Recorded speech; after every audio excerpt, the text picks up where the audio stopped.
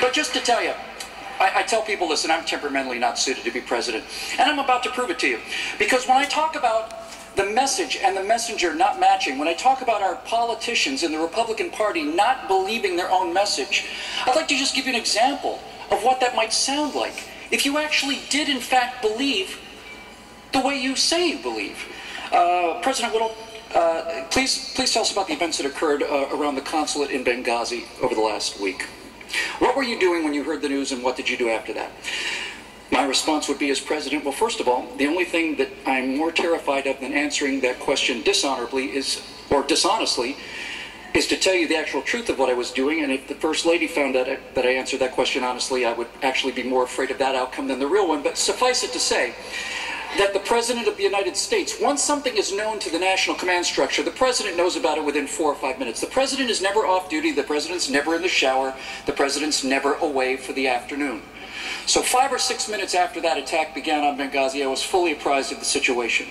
My immediate command was to authorize the in extremis response force that we kept stationed in Italy and have stationed throughout the world. They told me those helicopters take 2 hours to get there. I launched them immediately. They were in the air within 15 minutes. My first actual command was to talk to the Chief of Naval Operations and ask him how far away our nearest carrier battle groups were. He said they were about a 22-minute flight time at the top speed of an F-18.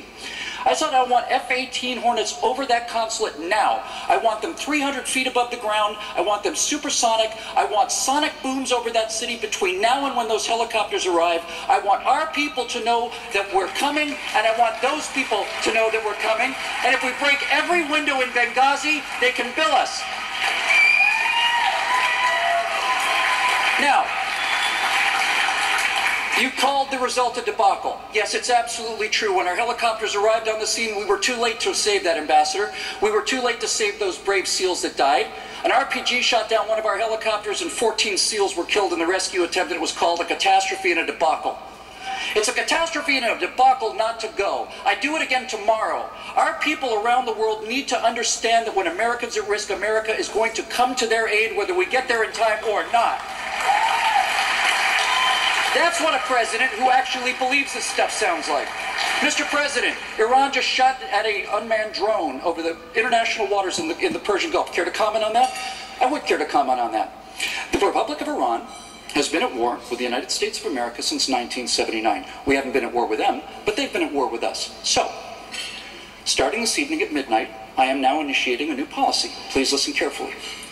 Of the 4,000 people we lost in Iraq, many of those men and women, most of those brave men and women, were killed by improvised explosive devices that were either planned by, designed by, supplied by, detonated by, constructed by Iran. So, as of midnight tonight, the next time that an American serviceman is killed, the Republic, which we can trace conclusively to Iranian involvement, well, the next time an American serviceman is killed, the Republic of Iran will lose an installation. It may be an army barracks, it might be a patrol boat, it might be an anti-aircraft installation, but they will lose an installation. And for every American that's killed, they'll lose another installation. And if the Republic of Iran launches a terrorist attack upon American citizens, they will lose all of their installations. I will wipe their military off the face of the earth within 48 hours and leave them naked to their enemies for 500 years, because we can. Because we can. My job as president is to defend our servicemen. I wasn't handed 14 carrier battle groups by the American people so that I could hold them in reserve against some day. That day is here now. We welcome the people of Iran back into the world, an ancient civilization, marvelous, magnificent, cultured people who deserve a lot better than what we've got. And when I say they're going to lose an installation, I'm including the general headquarters of the army. So you generals in Iran might want to keep this consideration foremost in your mind. This is what it sounds like when you actually believe in the civilization that you claim to represent. This is what it sounds like when you believe that civilization is worth preserving. And until we can find a messenger who's ready to combine that with the message, we are going to be worried about things like paths to 270 and getting out the vote software for the rest of time. But when we find that combination, the entire year prior to the election is going to be time to have a margarita, because the results will be a foregone conclusion. The only question will be, will it be a 45-state win like Reagan had in 1980, or will it be a 49-state win like he had in 1984? Those are the only questions that are going to concern us. Because our message Unlike many of our messengers, our message is unbeatable. Our message is unbeatable. Think about this. The Democrats and the liberals, with the entire bias of all of the news media, with all of the movie stars that came out, with all of the press that they got and then didn't get, with the media throwing their cloak of invisibility, a 30-point poll advantage on Benghazi and all this other stuff, with every single thing that they're doing right, and they're doing everything right. They're doing everything right. And then you look at all the things we do wrong, it's still a 50-50 country. It still is. How little do we have to do effectively? How little do we actually have to do right so that we never lose another election again, ever? Ever. It's astonishing to me that we can be so bad at so much and they can be so good at everything. And it's a 50-50 proposition. Does anybody really honestly think that that means these two messages are the same? They're not. I'm going to let you eat your dinner now, but I will tell you the difference between our two messages. The conservative idea of America is that we're a nation of steely-eyed missile men with our eyes on a far horizon. The future is unlimited. There's nothing we can do or not do. We have the power to vaporize a building anywhere in the world at our leisure. We have footprints on a flag on the moon. We believe in the power of the human mind and human creativity, human inventiveness, hard work, imagination. We believe that everyone should live like they have $250 million. We believe it's time for you to step off, get out of our face, don't tell us what to do.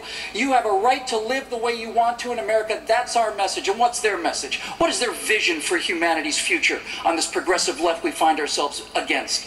Their vision of a future for America is a bunch of people sitting around in thatch huts, sitting around a burning cow pie, pulling parasites off of each other, eating their sustainable algae cakes, and having, organic bake sales to raise money for the Guatemalan water snake. Are you actually telling me that these two visions are equivalent? Of course they're not.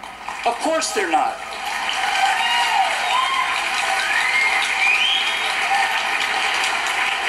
I'm going to make a bold prediction here.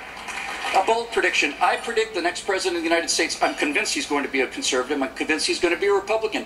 But I'm going to go against expectation here and tell you that I think the next president of the United States is going to come from the pop culture, from the general culture.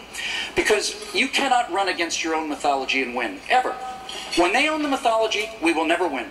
So our next president is going to be a man who can answer a question like this. Mr. President, please tell us about your opinion on the Second Amendment. And a president who comes from the pop culture will be able to turn to the people of this country and say, well, the Second Amendment is the document that allows me to carry this handgun right here. I have this handgun so that I can kill bad guys.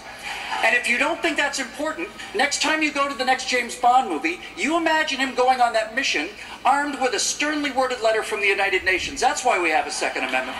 Enjoy your dinner, and we'll see you a little bit later on tonight.